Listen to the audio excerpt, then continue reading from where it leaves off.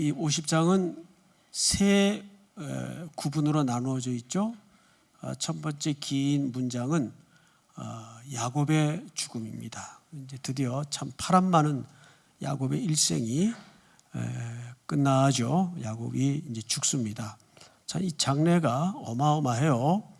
이 장례의 이 의미에 대해서 우리가 잠깐 이제 말씀을 나눌 텐데, 엄청난 장례가 이루어지고 또 애굽 전역이 함께 이 장례에 참여하는 그 의미를 부여하게 됩니다. 그리고 나서 방금 읽은 중간 두 번째 내용은 뭐냐 하면 드디어 요셉과 형들의 야곱 사후의 관계 정리가 이루어집니다. 사실 지금까지는 피상적으로는 화해를 했고 용서를 한 것처럼 느껴지고 보여지지만 이게 진짜인지 아닌지 진위를 알 수가 없었어요. 어쨌든 두 번째는 요셉과 형들 간의 진정한 관계 회복이 이루어집니다. 그리고 세 번째는 요셉이 죽어요. 그러니까 구조가 이렇게 되는 거죠. 야곱의 죽음과 요셉의 죽음 사이에 뭐가 끼어져 있습니까? 형들과 요셉의 화해가 샌드위치 마냥 끼워져 있습니다. 그렇죠? 예. 본론은 뭐겠어요? 그러면 이런 구조로 문법적으로 이해를 할 때 50장 전체에서 말하는 진짜 본론은 뭐겠습니까? 양쪽에 껍데기겠습니까? 아니면 중간 부분이겠습니까? 중간 부분이죠. 예. 이게 뭔가를 우리 이제 오늘 이 내용을 통해서 좀 이야기를 나눠보십시다. 우선 창세기 전체 구조로부터 크게 한번 밑그림을 좀 잡을 필요가 있는데, 창세기는 하나님의 창조로 이야기가 시작이 되는 책이에요. 그리고 그 창조의 계획은 대단히 이상적이었고 완벽했고 아름다웠습니다. 창조의 이야기로 시작을 하다가 이 창조는 누구의 꿈이었냐 하면 하나님의 계획이었고 하나님의 꿈이었어요. 그런데 이 꿈이 망가지죠. 죄가 들어오면서 이 꿈이 무너집니다. 우리 세계관 학교를 수료하신 분들은 아시겠지만 사실 성경 전체 이야기가 뭡니까? 창조, 타락, 구속, 그리고 회복입니다. 창조, 타락, 구속, 회복. 이게 성경 전체의 이야기예요. 그런데 이 틀림없는 네 개의 기둥이 어느 책이든 그대로 녹아져 있습니다. 창세기도 보면 창조로 시작이 됐어요. 그리고 그 창조의 계획은 일단 취소가 되고 무너지는 것처럼 보이지만 방금 우리가 올려드린 찬송의 가사의 내용처럼 봄, 여름, 가을 그리고 겨울 어느 계절이든지 하나님은 우리에게 어떤 분이십니까? 신실하시고 성실하신 분이세요. 그래서 그 성실하신 하나님께서 그 하나님의 무너진 계획을 포기하지 아니하시고 성경의 몇 인물을 하나님의 이야기를 담아 등장을 시켜요. 그래서 창세기 1장서부터 11장까지는 이 땅이 어떻게 인류가 시작이 되었는가에 대한 인류 원 역사가 기록이 되고 있습니다. 근데 그 인류 원 역사의 내용도 보면 전부 인간의 타락이 얼마나 지독했는가를 설명하고 싶은 내용이었어요. 그게 11장까지 인류 원 역사의 내용이에요. 그리고 이제 12장에 누가 등장을 하냐면 아시는 대로 믿음의 조상이라고 불리우는 아브라함이 갈대아 땅에서 부름을 받아서 최초로 등장을 합니다. 이 아브라함은 하나님이 어떻게 하나님의 백성들을 구원해 내시는가를 잘 담은 하나의 이야기 소스예요. 쉽게 얘기하면. 아브라함의 이야기가 시작이 돼요. 그리고 그 중간에 이삭, 야곱, 이 사람들은 한 성도를, 택함 받은 그 한 성도를 어떻게 하나님께서 완성해 가시는가를 담고 있는 내용인데, 요셉의 이야기지만 누구의 족보라 그랬죠? 야곱의 족보라 그랬어요. 야곱의 톨레돈. 야곱의 족보의 이야기가 이제 오늘 이렇게 끝이 나고 있는 겁니다. 그러니까 우리가 성경을 이해하는데 기본적인 틀을 먼저 우리 이성 속에다가, 마음 속에다 담고 성경을 보면 하나 어려울 게 없어요. 자, 그러면 이제 본격적으로 야곱의 일생이, 그 파란 많았던 험난했던 일생이 어떻게 마감이 되는가를 한번 봅시다. 50장 1절을 볼까요? 요셉이 그의 아버지 얼굴에 굽으려 울며 입 맞추고. 참, 그래도 이렇게 아버지 임종을 지켰다는 것이 피차 복이죠. 은혜입니다. 참, 부모의 임종을 지키지 못하면 뭐 불가피한 경우가 있을 수밖에 없겠지만, 저도 그게 제일 늘 불안했어요. 어머님의 그렇게 뭐 효도는 한 효자는 아니지만 그래도 마지막 어머님 임종을 지키지 못하면 어떡하나, 그게 제일 걱정이었는데, 다행히 주일날 하나님의 품에 안식하는 바람에 임종을 지킬 수가 있었죠. 요셉이 예언대로 아버지의 임종을 지킵니다. 그리고 이제 그 장례가 이렇게 시작이 돼요. 2절, 그 수종드는 의원에게 명하여 아버지의 몸을 향으로 처리하게 하매. 자, 이 성경에 미라 처리된 인물이 딱 2명밖에 없어요. 미라 처리된 인물이 누구냐면 바로 여기 등장하는 야곱입니다. 그리고 또 한 명이 누구죠? 요셉이에요. 근데 아무나 죽었다고 다 미라 처리를 하는 건 아니에요. 미라 처리는 주로 왕 정도의 반열에 있는, 무게에 있는 인물들에게만 이 장례법의 절차를 따라서 미라 처리를 합니다. 실질적으로 야곱은 미라 처리가 된 겁니다. 뭘로 알 수 있냐면 날수를 보아서 정확히 알 수가 있어요. 자, 볼까요? 그 수종드는 의원에게 명하여 아버지의 몸을 향으로 처리하게 하매 의원이 이스라엘에게 그대로 하되. 며칠이 걸렸어요? 네, 40일이 걸려요. 이게 애굽의 관례상 미라 처리의 기간인데, 이 미라 처리는 어떻게 하냐 하면 일단 안에 그 장기까지 다 꺼냅니다. 그래서 그 안에다가 전부 그 향신품 처리를 해요. 그리고 시신 전체는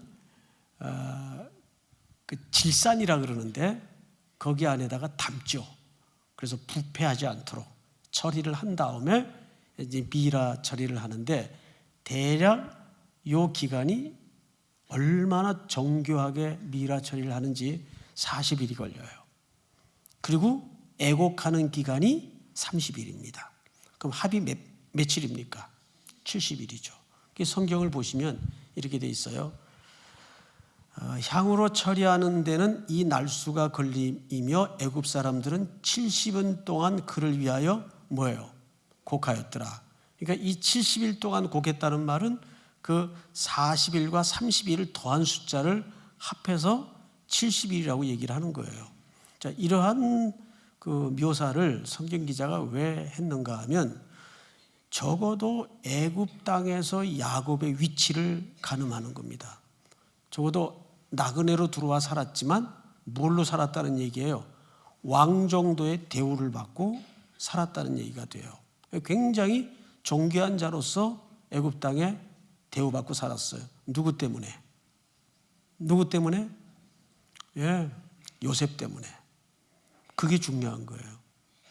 여러분, 누구 때문에 왕 같은 제사장이죠? 예수 때문에. 요셉은 정확히 그리스도의 모형 아닙니까? 그렇죠? 예, 그런 이유 때문입니다. 자, 그리고 이제 4절을 좀 보십시다. 곡하는 기한이 지나매 요셉이 바로의 궁에 말하여 이르되 내가 너에게 은혜를 입었으면 원하건대 바로의 귀에 아뢰기를. 자, 이게 좀 이상한 게 있죠. 왜 이 정도 직급인데 직접 가면 안 되나? 상중이기 때문에 왕 앞에 직접 지금 갈 수가 없어요. 그래서 중간에 사람을 넣어서 자기 의중을 바로에게 이렇게 전달합니다. 5절 볼까요? 같이 읽읍시다. 시작.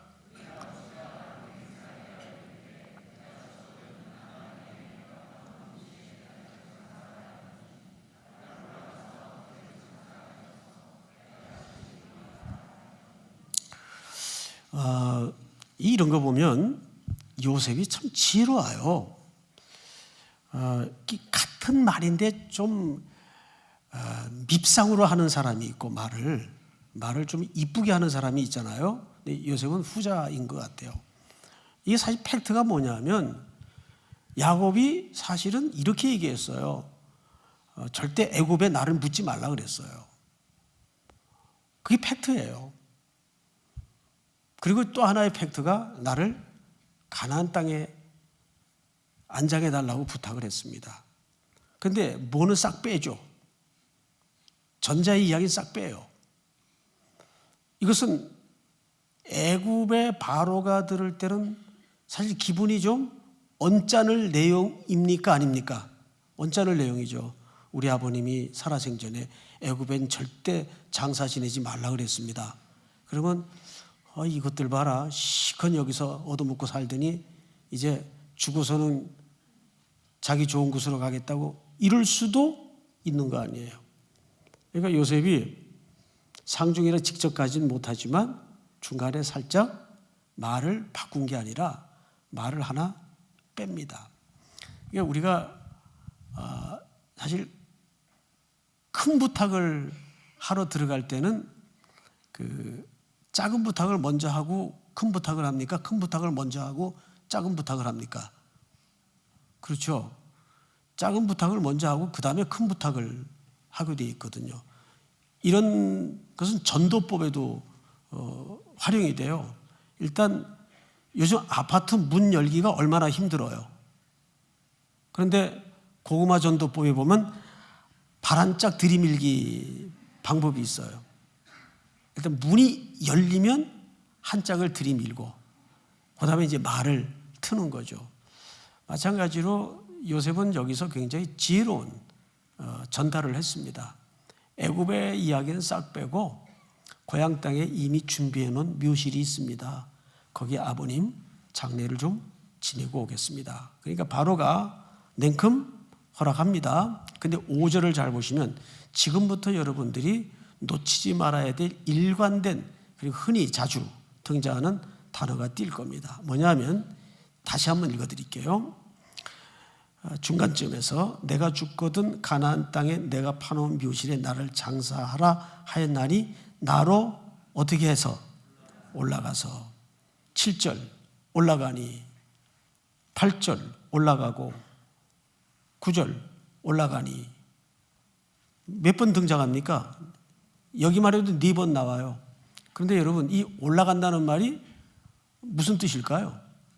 이것이 히브리 말로 알라라는 뜻입니다. 알라. 히브리 말로 알라가 올라간다라는 말이에요.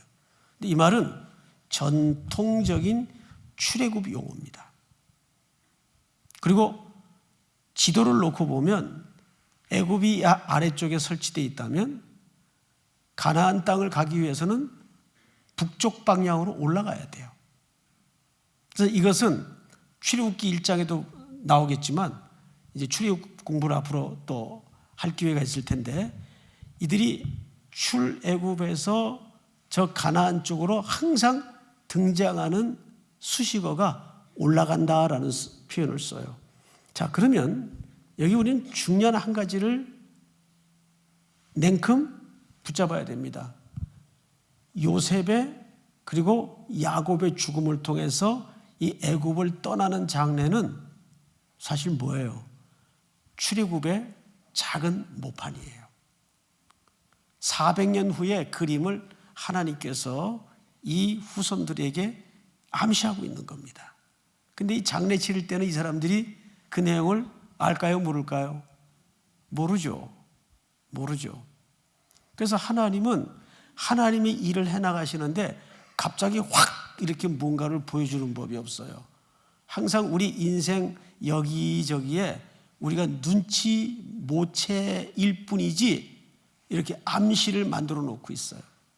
툭툭 이렇게 하나님께서 설치를 해놔요. 그런데 그걸 우리가 못 봐요. 잘 영적으로 둔해 있으면 그게 잘 안 들어와요.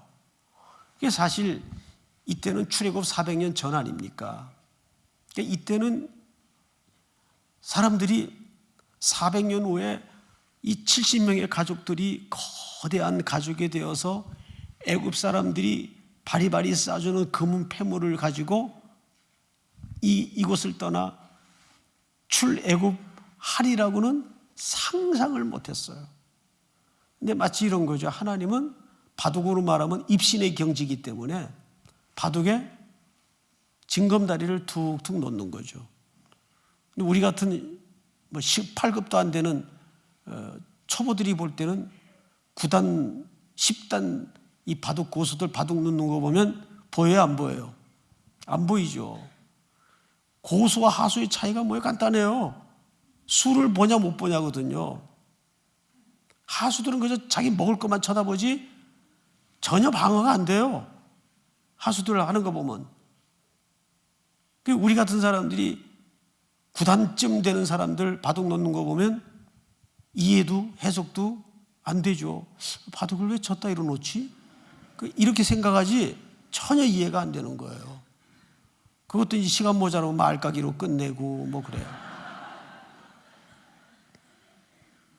제가 둘째랑 옛날에 바둑을 둘 때 그렇게 뒀어요. 그저 18급짜리들은 딱 하나밖에 몰라요. 그냥 아다리 쳐가지고 빼먹는 거. 희죽희죽거리고 좋아하고. 근데 구단들은 그렇게 바둑 안 두죠. 뜨문뜨문 두잖아요, 처음에. 우리는 바둑을 왜 이따위로 두지? 싶어요. 근데 두고 보면 어떻게 됩니까? 이게 집이 되고 영역이 되고 아성이 되잖아요. 놀라운 집 확보가 이루어지잖아요. 그러니까 우리가 어느 한 날이라도 허투루 살 수가 없어요. 거기에 하나님의 암시가 툭툭 심어져 있어요.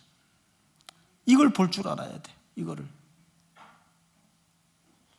자, 성경을 또 볼까요? 여기 정확하게 얼마나 무섭게 출애굽의 그림자가 숨겨져 있는가를 한번 보십시다. 6절. 바로가 이르되 그가 네게 시킨 맹세대로 올라가서 네 아버지를 장사하라. 요셉이 자기 아버지를 장사하러 올라가니 바로의 모든 신하와 바로의 궁 원로들과 애굽 땅의 모든 원로와 요셉의 온 집과 그의 형제들과 그의 아버지 집이 그와 함께 올라가고 그의 어린 아이들과 양떼와 소떼만 고센 땅에 남겼으며. 다 같이 시작.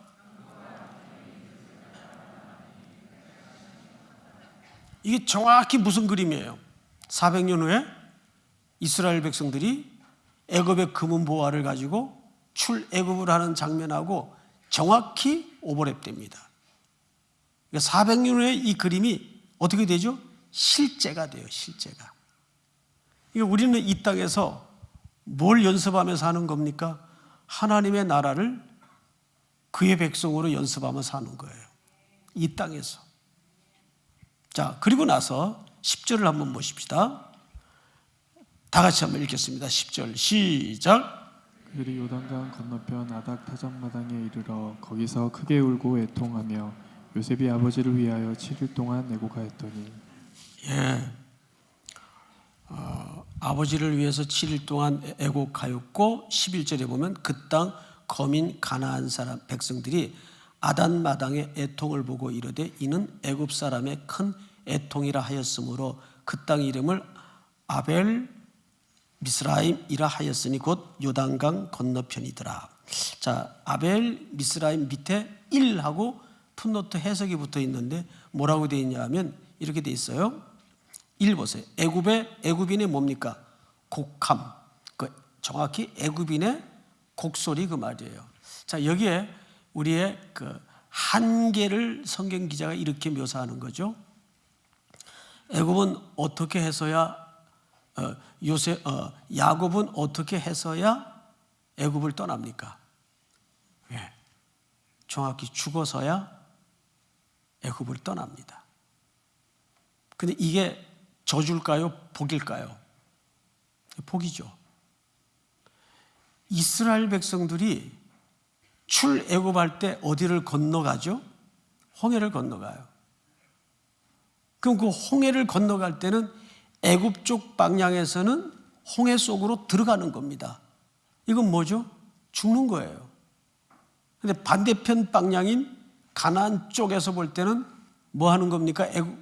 홍해에서 살아나오는 거예요. 그러니까 야곱은 죽어서야 애굽을 떠나요. 이거는 저주가 아닙니다. 야곱이라는 한 육의 인간이 드디어 그 육신의 장막을 입고 살던 생을 끝장내는 겁니다. 이게 끝나야 우리에게 새 옷이, 새 사람이 덧입히 오기 때문에 그래요. 믿습니까? 이제 굉장한 은혜예요, 사실은. 그리고 여기 또 하나의 기맥힌 그림이 하나 힌트로 드러나 있는데, 애굽을 포함해서 모든 사람들이 이 야곱의 죽음 앞에 어떻게 했어요? 같이 울었어요. 같이 통곡했어요. 얼마나 울었는지 지명이 바뀔 정도로 울었어요. 이게 뭘 얘기할까요? 우리 인간이 갖는 한계를 얘기합니다. 여러분, 누가복음 공부하다가 배웠죠? 몇 주 전에 나인성에 과부 한 사람이 독자 하나를 데리고 남편 마냥, 아들 마냥, 친구 마냥 인생의 벗을 하여 살았는데 그 독자가 죽었어요. 그리고 독자를 잃은 과부는 물론 말할 것도 없지만 그 동네 사람들의 유일하게 해줄 수 있던 위로는 뭐였습니까? 함께 우는 거예요. 그래, 장례를 치르기 위해서 그 동네 사람들이 울며 아들의 시신을 따라 마을 밖으로 장례 행렬에 끼어나가는 그 어미의 뒤를 이어서 동네 사람들이 함께 울었어요. 또 당시에는 그게 관례예요. 그냥 같이 울어주는 거예요. 그게 인생의 한계예요. 애굽은 최고의 대제국이었어요. 그런데도 제국 하나가 한 생명을 어찌하지 못해요. 딱 하나 할 수 있는 한계는 하나밖에 없어요. 그냥 같이 그 울음을 슬퍼해 주는 길 외에는 이 죽음 앞에 어느 인생도 이 죽음을 비교할 수도 없고 저항할 수도 없어요. 맞죠, 여러분? 그런데 그 나인성 과부의 그 죽음의 행렬이 외길에서 누굴 만나게 됩니까? 예수님과 제자의 행렬을 만나게 돼요. 그 길은 마을의 유일한 길이에요. 외길이에요. 그 예수님을 만나게 되자 예수님이 모든 관습과 율법을 뛰어넘어 관에다가 손을 대십니다. 관에다 손을 대세요. 이건 유대 율법으로도 해서는 안 되는 일이에요. 왜? 민수기에 보면 나실인이 금해야 될 세 가지 중에 머리를 밀지 말 것, 독주를 마시지 말 것, 세 번째가 뭡니까? 시신에 손을 대지 말 것. 왜 나실인은 시신에 손을 대지 않아야 하나요? 이유는 하나예요. 시신이라는 것은 뭐의 결과입니까? 죽음의 결과예요. 그러면 나실인이라고 할 때는 구별되어진 자라는 수동형 정의거든요. 이미 하나님께서 구별해서 택한 자예요. 생명으로 넘어온 자이기 때문에 다시는 무엇과 상관이 없다는 선언입니까? 죽음과 상관이 없다는 선언이에요. 그래서 시신에 손을 대서는 안 돼요. 그런데 예수님은 그 유대의 율법을 뻔히 알면서도 관에 손을 댑니다. 이건 말하자면 율법을 어기는 거예요. 그리고 관에 손을 대시며 가라사대 뭐라고 얘기하십니까? 울지 말라 그랬어요. 창조주 예수님의 죽음을 향하신 선전포고예요. 울지 말라, 울지 말라. 여러분, 이 거대한 대제국 애굽과 함께 야곱의 죽음은 바로 우리 인생을 한마디로 정리하고 있는 겁니다. 이게 인생이에요. 우리는 죽음 앞에 울 수밖에 없고, 질병 앞에 무너져 울 수밖에 없고, 돈 앞에 무너져 울 수밖에 없고, 이게 우리 운명이에요. 이것이 죄악에 빠진 인생에 가는 마지막 종점이에요. 그런데 예수님이 그 외길에서 바로 그 정황과 똑같은 나인성 과부에게 관에 손을 대시며 울지 말라. 그러자 그 청년이 일어나 앉고 생명이 돌아옵니다. 어미 품에 돌려주죠. 여러분, 여기에서 우리가 기막힌 현실을 봐야 돼요. 야곱은 그래서 구원을 받아요. 그는 죽어야 되기 때문에 여기서 자기의 죄된 욕망으로 가득 찼던 인생을 끝내는 겁니다. 그런데 그가 인생을 끝낼 때 그 아버지 야곱이 이 요셉에게 뭐라고 정의하는가를 보면서 우리는 야곱이 어떻게 인생을 정리했는가를 힌트를 얻을 수가 있습니다. 49장을 넘겨보면 지난주 본문이었는데 다루지 않았던 내용이죠. 22절을 보세요. 요셉은 무성한 가지 곧 샘 곁에 무성한 가지라 그 가지가 담을 넘었도다. 활 쏘는 자가 그를 학대하며 적개심을 가지고 그를 쏘았으나 24절 다 같이 시작.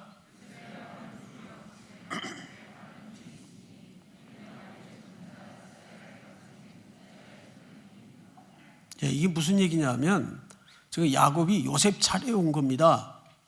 그리고 요셉에게 대해서 축복 겸 예언의 형태로 축복을 지금 하고 있는 내용인데 축복의 내용이 이런 내용이에요.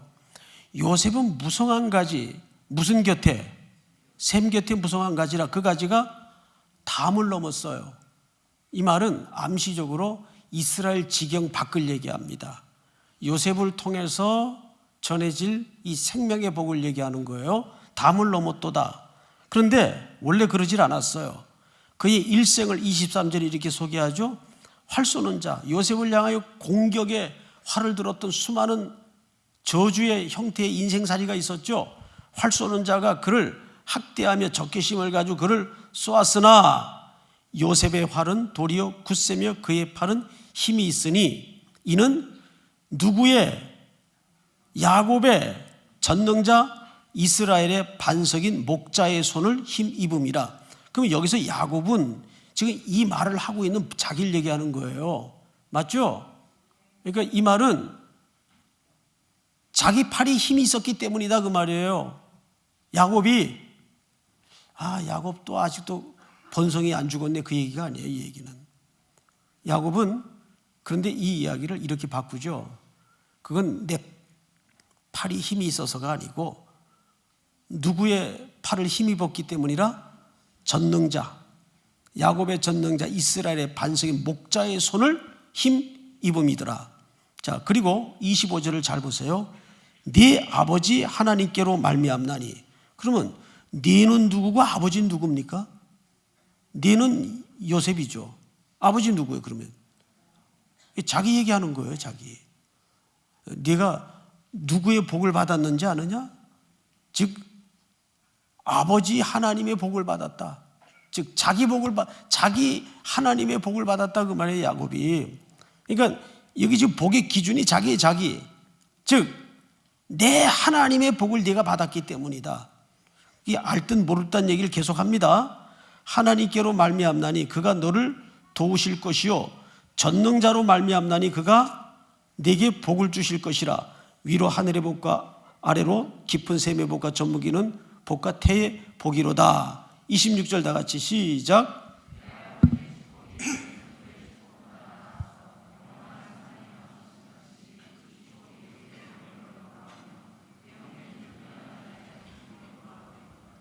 이제 다 왔어요. 네 아버지의 축복이 그러면 누구 축복을 얘기하는 겁니까? 야곱 자기 축복을 얘기하는 거예요. 그러니까 자기 축복이 누구 축복보다 낫는가 하면 내 선조의, 이 선조라는 말이 복수로 돼 있죠. 축복보다 나아서 영원한 산이 한없음 같이 이 축복이 요셉의 머리로 돌아오며, 자, 저를 보세요. 그러니까 이런 얘기예요. 결국은 지금 죽음을 얼마 앞두고 가장 가슴에 사랑으로 남아있던 아들 요셉에게 복을 비는데 계속 누구를 강조하냐면 자기를 강조하는 거예요. 야곱이 내 하나님의 축복. 그러니까 마지막엔 또 뭐라고까지 얘기하냐면 내 하나님의 축복이, 그러니까 하나님께로부터 내가 받은 축복이 우리 선조들 받은 복보다 낫다 그 말이에요. 그러면 선조라는 말은 단수입니까 복수입니까? 당연히 복수죠. 그럼 야곱의 윗대는 누굽니까? 이삭. 이삭의 윗대는 누굽니까? 이삭 하나만 해도 기가 죽을 판인데 말인즉 이렇게 되는 거죠. 이삭 플러스 아브라함 더한 것보다 내 복이 낫다 그 말이에요. 이게 그 말이 되는 얘기예요?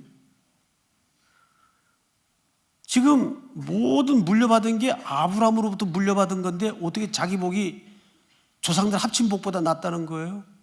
적어도 여기서 야곱이 말하는 복은 그 정의가 달라진 거죠. 과거에는 그는 물질적인 복만 추구하며 쫓다가 인생을 낭비했어요. 험악한 세월을 보냈어요. 왜? 그것만 붙들고 있으면 복인 줄 알고. 근데 나중에는 남의 집살이까지 들어가게 되잖아요. 그때 그가 깊게 가슴에 남은 게 하나 있어요. 내 손에 만지고 누리는 게 이게 진짜 복이 아니구나. 그리고 복의 정의를 새롭게 가지게 됐죠. 하나님이 함께 하셔야 복이구나. 하나님이 함께 하셔야 복이구나. 그래서 요셉에게는 그 얘기를 하는 거예요. 예, 요셉아, 내 복이, 네 아비의 복이, 그러니까 자기 복을 얘기하는 거예요. 내 복이 우리 선조들 다 합친 것보다 세다 그 말이에요. 그러면 하나님이 함께 하셨다는 걸 야곱이 어떻게 알게 됐죠? 어떻게 알게 됐어요? 잘 모르세요? 가르쳐 드릴게요. 이거 영업 비밀도 아니에요. 가르쳐 드릴게요. 얻어맞고 알게 됐어요. 잘못할 때마다 하나님이 야곱을 가만두질 않더라고요. 그래서 못 살게 구는 게 은혜였다는 걸 알게 됐어요. 항상 자기를 꽁꽁 묶어 놓더라고요. 하나님께서. 그러면 자랄 때 얻어맞고 자란 애가 아버지를 잘 알아요? 범생이들이 아버지를 잘 알아요? 잘 아시네요. 범생이들은 사실 부모를 잘 몰라요. 그런데 부모 가슴에 대못을 몇 개 박은 애들은 부모를 잘 알아요. 사실은. 아버지가 어떤 분인지도 알고 결국엔 아버지의 사랑 앞에 설득이 돼서 아버지가 자기를 어떻게 사랑하시는지도 알게 되고. 그러면 여기서 야곱이 깨달았다는 복은 진짜 그 복의 정체가 뭘까요? 하나님이 나와 늘 함께 하셨고 하나님이 어떤 분인가 내가 나만큼 잘 아는 사람이 있으면 나오라 그래. 이 복에 관한 하는 이삭, 아브라함보다 내가 더 세. 그 얘기를 하는 거예요.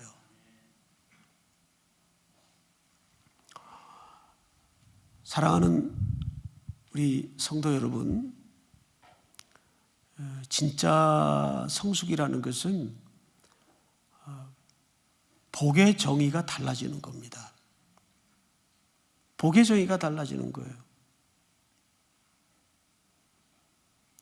야곱이 그렇게 완숙이 되어 가면서 결국은 애굽의 모든 삶을 끝내버립니다. 그리고 그 죽음이 끝나니까 출애굽을 하더라고요. 약속의 땅으로 들어가더라고요. 믿습니까? 그러니까 이 이야기는 수많은 이야기거리가 창세기 속에 걸쳐져 있었지만 결국 한 사람의 일생을 얘기하는 거예요. 한 성도의 일생을 얘기하는 거예요. 그러고 나서 두 번째 토막을 한번 볼까요? 15절. 요셉의 형제들이 그들의 아버지가 죽었음을 보고 말하되 요셉이 혹시 우리를 미워하여 우리가 그에게 행한 모든 악을 다 갚지는 아니할까 하고 요셉에게 말을 전하여 이르되, 그러니까 전했다는 말로 봐서 직접 가지도 못했어요. 떨려가지고. 18절 확실하죠?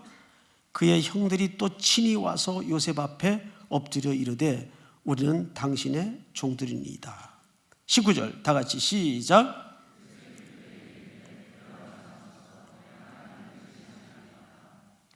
여기서 요셉이 진짜 명언 하나를 남겼어요. 한번 따라서 해볼까요? 우리가 하나님을 대신하리이까. 형들이 뭐라 그랬어요? 요셉이 형들에게 이렇게 얘기해서 내가 하나님을 대신할 수 있겠습니까? 이 한마디에 요셉의 고백을 다 그냥 드러낸 거죠. 이미 요셉은 창세기 45장에서 이 모든 과정이 누구의 계획을 따라 이루어진 걸 보게 되었습니까? 그렇습니다. 하나님의 계획을 따라 하나님의 스케줄 따라 이루어진 일임을 보게 되었어요. 아, 하나님이 하신 일이었구나.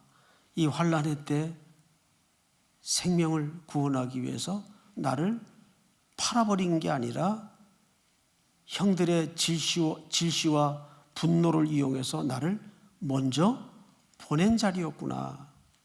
이미 그때 요셉은 내려놨는데 문제는 누가 용서받지를 못하고 있었어요. 이게 문제예요. 요셉은 그때 이미 하나님의 전체 그림이 들어오는 순간 내려놨어요. 근데 누가 용서를 받지 못해요? 용서받은 사람이 용서를 받지 못하고 있었어요. 근데 똑같은 현상이 우리 안에 있어요, 없어요? 있단 말이죠. 그래서 드디어 진정한 용서가 이루어지는 거예요. 그러니까 용서는 누가 용서해야 용서가 완성되는 겁니까? 네? 여러분들이 그 용서를 받아들여야 돼요. 그래야 그 용서는 완성이 되는 겁니다. 형들은 이미 45장에서 요셉이 내려놨어요. 내가 형들한테 분노를 가질 이유가 없었구나. 이미 용서했어요. 근데 이 형들이 바보처럼 아버지의 죽음을 맞이하기까지 자기들이 그 용서를 못 받아들이고 있었어요. 그래서 여기에서 오만 성경에 등장하는 죄악에 대한 용어들을 다 쏟아냅니다. 철저히 진짜 용서를 한 거예요. 자기 자신에 대해서. 볼까요? 15절. 그에게 행한 모든 악을 당신의 아버지가 돌아가시기 전에 명령하여 이르시기를 너희는 이같이 요셉에게 이르라. 네 형들이 네게 악을 행하였을지라도 이제 바라건대 그들의 허물, 죄, 이거 다 누가 한 얘기예요? 형들이 한 얘기예요. 그러니까 자기들이 과거에 요셉을 향하여 저지른 만행에 대해서 뼛속까지 그 실체를 드러낸 겁니다. 스스로. 이전까지는 이런 진솔한 용서에 대한 고백도 없었어요. 실질적인 화해가 한 인생의 죽음을 분기점으로 이루어집니다. 용서가 이루어집니다. 그리고 이제 마지막에 누가 죽죠? 22절. 요셉이 그의 아버지 가족과 함께 애굽에 거주하여 몇 세를 삽니까? 110세를 살며 23절 다 같이 시작.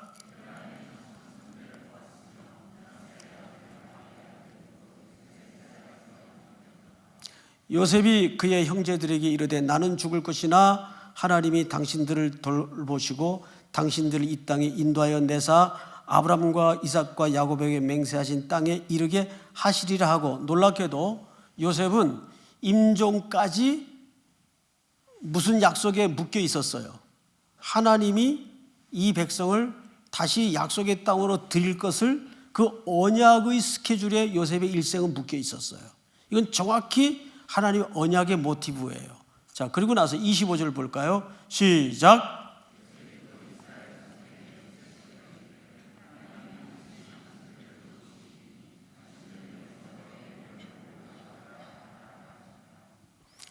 요셉이 110세의 죽음에 그들이 그 몸에 향지루를 놓고 애굽에서 입관하였더라.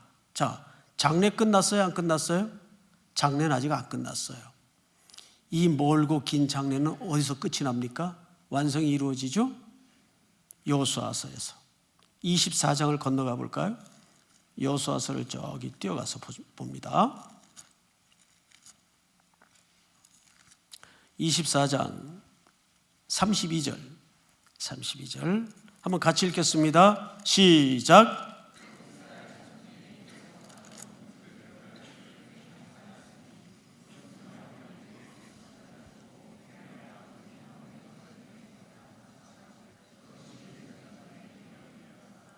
네.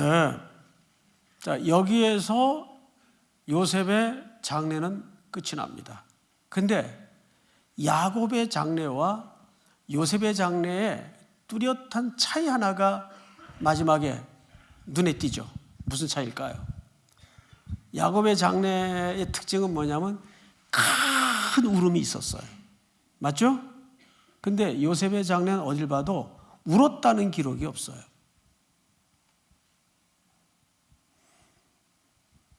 요셉의 장례는 왜 울음의 기록이 기록되어 있질 않을까요?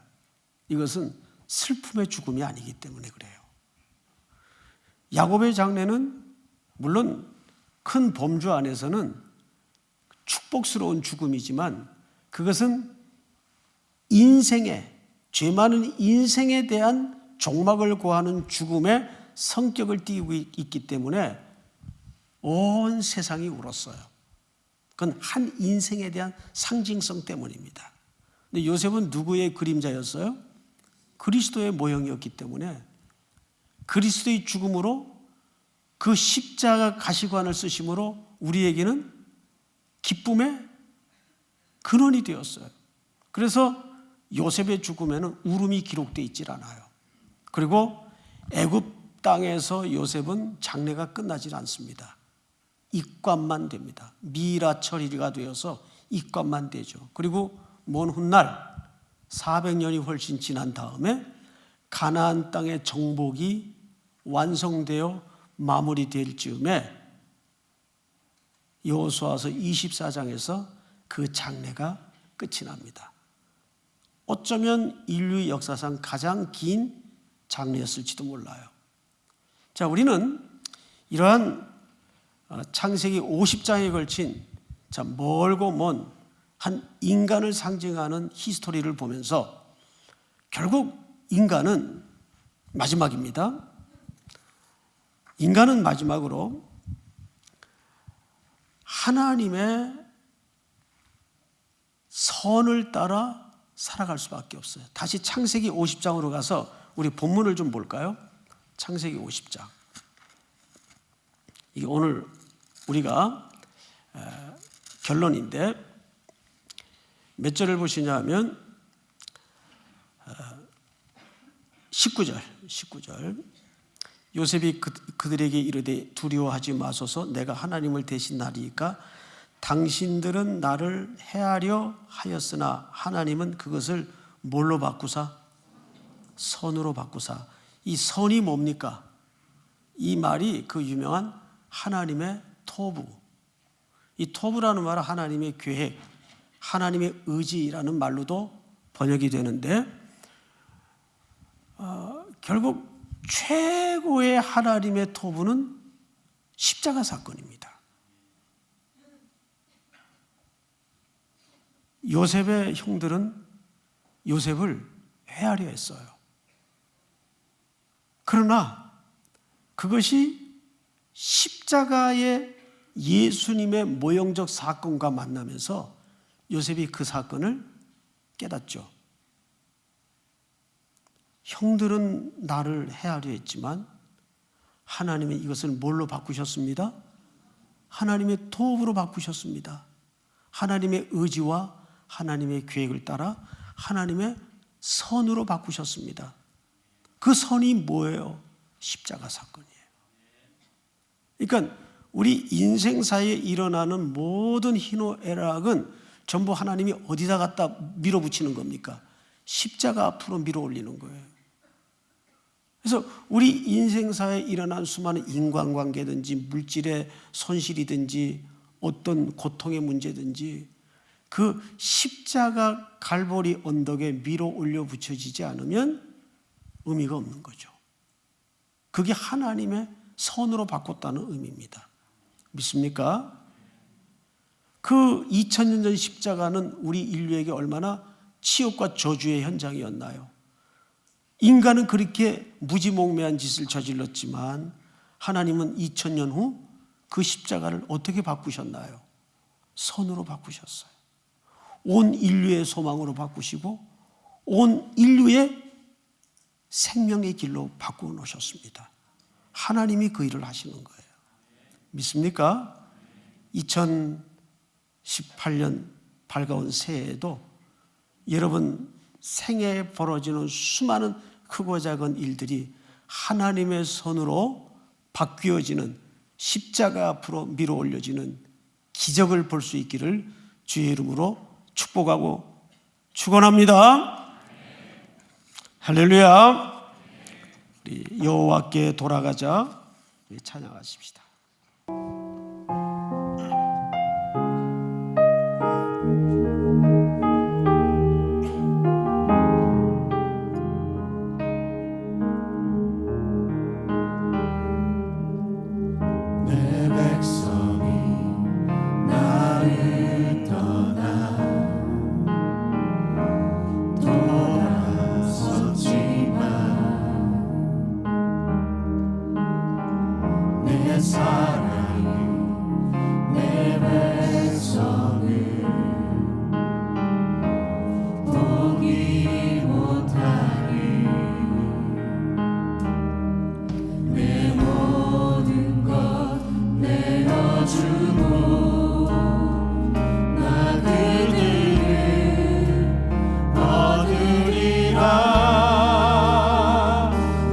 여호와께 돌아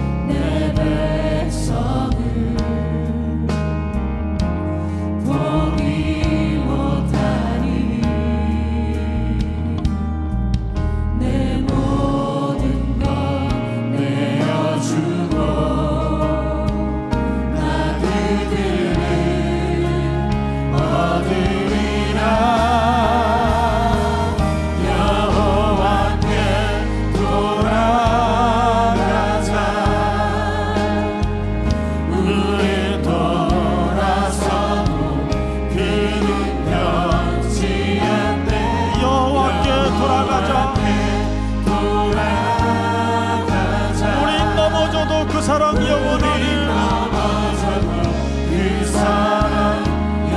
여호와께 돌아가자.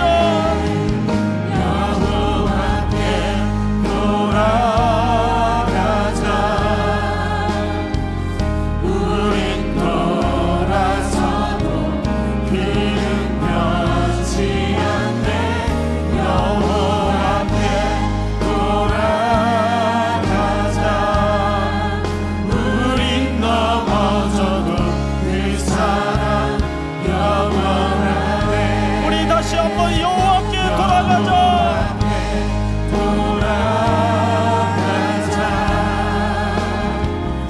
우린 돌아서도 그는 변치 않네. 여호와께 돌아가자.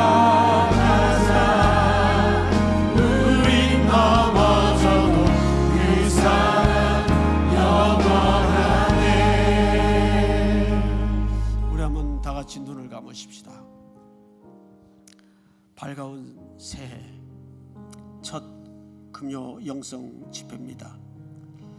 오늘 시작하면서 창세기 마지막 장을 읽게 하신 주님의 분명한 메시지가 있을 겁니다. 창세기는 한 인간의 타락서부터 어떻게 회복이 되어 가는가를 우리에게 아름답게 설명합니다. 창조, 타락, 구속, 회복입니다. 그렇게 우리 인생의 여정을 주께서 오늘도 단단히 붙들고 계실 줄을 믿습니다. 이 시간은 우리 첫 시간이기 때문에 이런 기도를 깊게 주님과 단둘이만 간절히 부르짖기를 원합니다. 세례 요한이 광야로 나오는 백성들을 향해서 그렇게 물었죠. 무엇을 보려 나오느냐? 무엇을 보러 나오느냐? 화려한 옷을 입은 사람들이냐? 그런 사람들은 저 예루살렘 궁궐에 있다고 일갈합니다. 우리는 이 밤 고단한 몸을 이끌고 한 주를 마감하면서 무엇을 위해서 이 자리에 나옵니까? 사랑하는 성도 여러분, 새해는 각자 하나님께서 주신 마음의 각오들, 결심들, 주님과 더 깊은 사연을 쌓아가는 그 사랑의 감정들을 주께서는 원하실 겁니다. 신앙의 성숙이 나타나게 하시고 신앙의 진보가 나타날 수 있도록 도와주시옵소서. 그리고 여러분들이 가지고 나온 새해 꿈, 여러분들의 꿈이 바로 하나님의 꿈이었으면 좋겠습니다. 하나님의 소원이 여러분들의 꿈이 되었으면 좋겠습니다. 우리 3.1교회를 지난 혼란했던 시간들을 은혜 가운데 잘 감당하게 하시고 지나오게 하셨습니다. 이제 분명 하나님께서 이전 일을 기억하지 못할 정도의 새해를 우리를 위해서 예비하시고 허락하실 줄을 믿습니다. 오늘 그런 소원과 마음과 각오를 담아서 우리 한 5분 이상 주여 부른 다음에 다 같이 통성으로 기도합니다. 주여! 사랑하시는 아버지 하나님,